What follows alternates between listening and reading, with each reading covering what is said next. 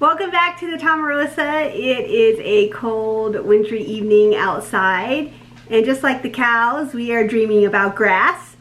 So we thought we would talk to you about one of the things we get asked the most about. Grazing. So what are you going to start with?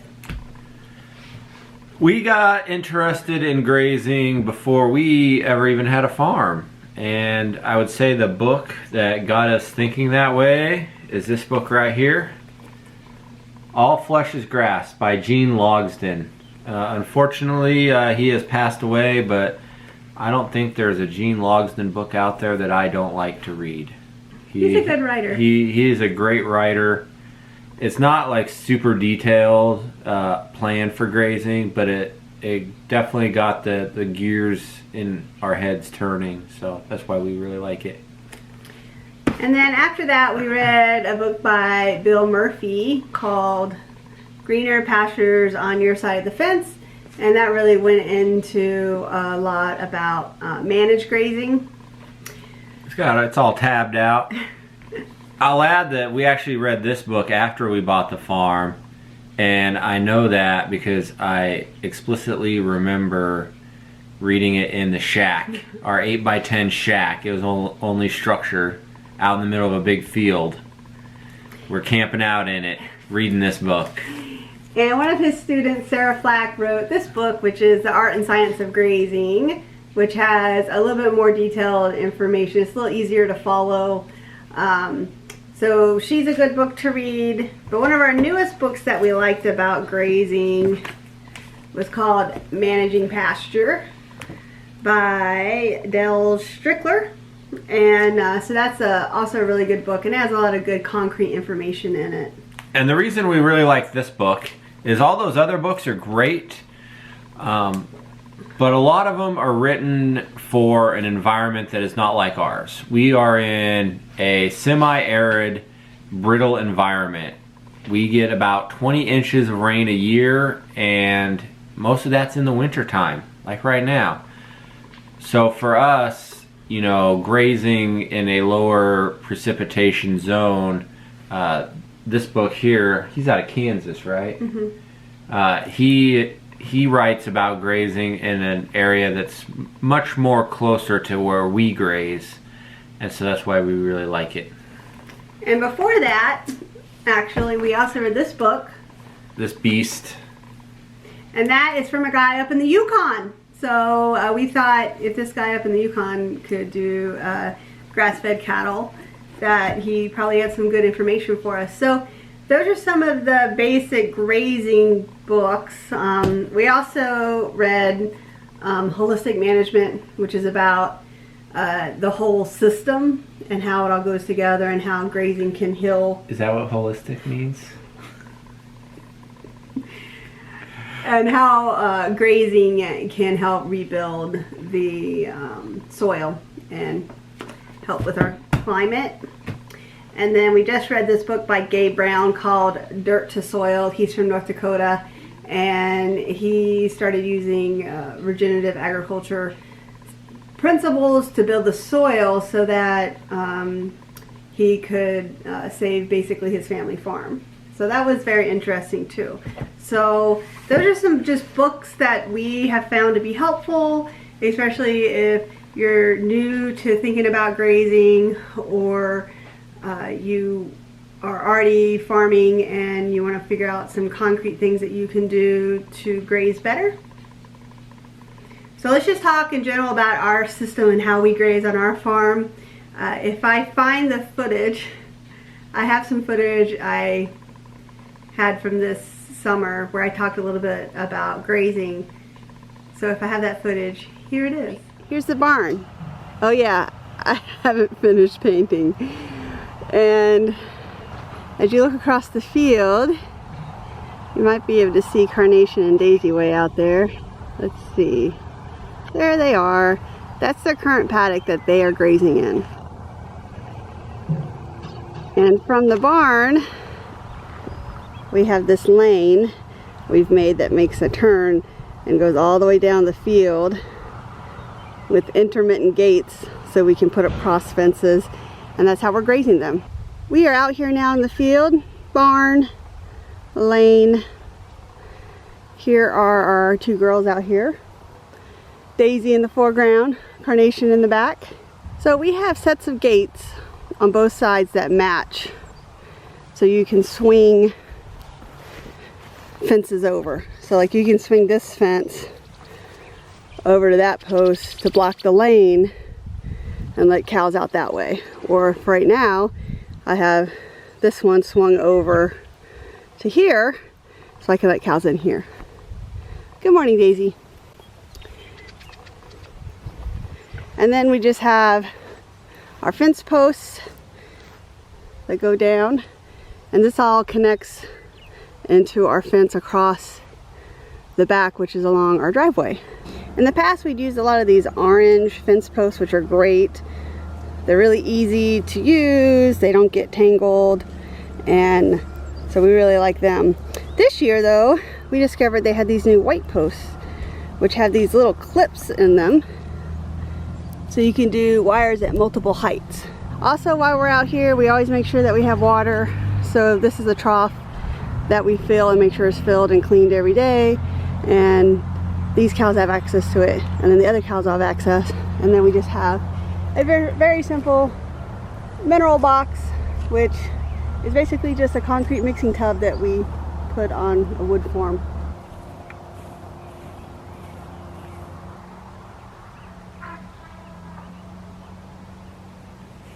A lot of these books and a lot of the resources that we found for grazing are more focused on beef, and having dairy cows presents some unique challenges. Mainly we have to get them to and from the barn up to twice a day. In a perfect world, with all things being equal, we would have put the farmstead right in the middle of the farm. However, the farmstead's closer to the eastern side of the farm. So, but it still works out pretty good. We have one lane that leads away from the barn, and it pretty much goes right down the middle of our pasture. And from our lane, we have gateways every 200 feet and off of both sides. And then we can run portable fencing off those in strips, and we graze. And basically, it's almost like a racetrack. We'll work our way down one side of the lane till we get to the far end, and we'll cross over and start working our way back to the barn. We move our cows every day, and we do adjust the size of the paddocks. It's not a standard set size. Early in the season, when the grass is really growing, the paddocks are much smaller. Then later in the summer, we have to open them up and give them more grass and slow down things as well for recovery time and such. So it's not necessarily a black and white setup, which it takes some getting used to. You have to look at the grass every day and try and judge how it's growing, how it's going to recover after the cows graze it, how long to graze it, how much food is out in a paddock for the cows. So it definitely takes some practice, and I think we've gotten better at doing a lot of those estimates. Nothing can change the land faster, for better or worse, than livestock. And so it definitely takes some attention and management, but overall we've had cows on our land for almost 3 years now, and every year the improvement is pretty miraculous. One of the main reasons we decided to graze is because we wanted to support our cows from our farm. By having perennial pastures and grazing them, it would reduce what we would have to buy off the farm, which was one of the main things we wanted to do, was keep down our costs. The things we buy right now off the farm for our cows are organic alfalfa pellets, and then the minerals and things that we give to them free choice. And then a lot of people would think, oh, well, how much milk are you getting out of your cows? And if we tell them, oh, like 2 gallons a day, they may suggest, oh, well, why don't you feed them grain, or, you know, to try to increase their production. But the way we look at it, you know, why spend money buying something so that I can get a little bit more money for the milk? So then I can have the money to buy the grain. It's just like a cycle. So we find that, you know, this works for us. In the growing season, the cows are out on pasture grazing, harvesting their own food, which is wonderful. And spreading their own manure. Which is even better. And then during the non-grazing season, we have hay, which is just cut dried grass or alfalfa that we have put up that then we feed them. And if we can get to the point where we're not buying any supplemental hay, which we're only doing a little bit of now, we will finally be supporting our cows with just our farm, other than the small amount of alfalfa pellets that we feed them. It can be overwhelming when you get started thinking, okay, how am I going to graze? How am I going to do this? But really, you will figure it out. You have a cow, you have grass, you set up a fence. If it's not enough, you move the fence. If it was too much that day, the next day you give them a little less. It's very wonderful to see the interaction between the animals and the land. And using just portable electric fencing is really easy to do. There's lots of different types out there. We prefer Gallagher. We are not sponsored by Gallagher. We use a lot of their stuff. Another benefit to grazing is it can increase some of the components in the milk, and we find that is the case with our cows and our dairy products. We also market our dairy products as 100% grass-fed, and we do have lots of customers who prefer that, so it's a win-win. What are some of the challenges and exciting things we've had happen on the Tomarosa with our grazing animals? The cows will get out. This last summer, we were moving them. Okay, I was moving them in the morning, and I opened the wire to let them into a new area, but I didn't have the forward wire set up. So I let them in, and they just kept going. And I was like, where are they going? And then I was like, there's no wire. So then I had to call Stacy frantically on the phone because he was at the barn. What other things have happened? Well, we've had deer the tear through our fences like at night, and then like we don't realize that the deer tore out the fence, and then the cows just step over the wire at some point over the night. My favorite thing is to watch the calves out on pasture, because they are just so excited to be out in the grass and running around.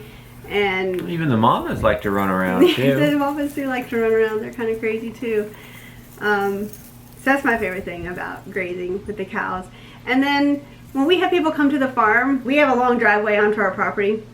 So they get to drive all the way past the fields. And I think it's great for them to see, oh look, there's the cows, I'm coming to buy milk, and the cows are right there out on pasture. Oh look, there's the calves, and they're grazing. And I think it's good. It reinforces the product that they're buying. Hope you enjoyed this little bit of insight into how we graze here on the Tomarosa. There are really no right or wrong answers. Every farm is different, and you know, you can read books to get ideas and inspiration, but how you put that into practice on your own farm will vary depending on your land and your climate and your animals. And you know, farming is just one big experiment. So thanks for coming along, and we will see you next time on the Tomarosa. Carnation, come cow. Come cow.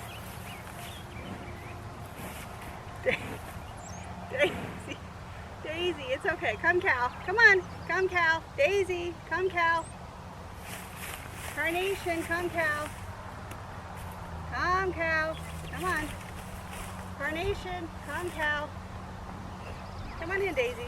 Carnation. Carnation. Hey, you. Carnation. Come cow. Follow Daisy. Come cow. Come cow. Come cow. Let's go. Yip, yip. Yip, yip.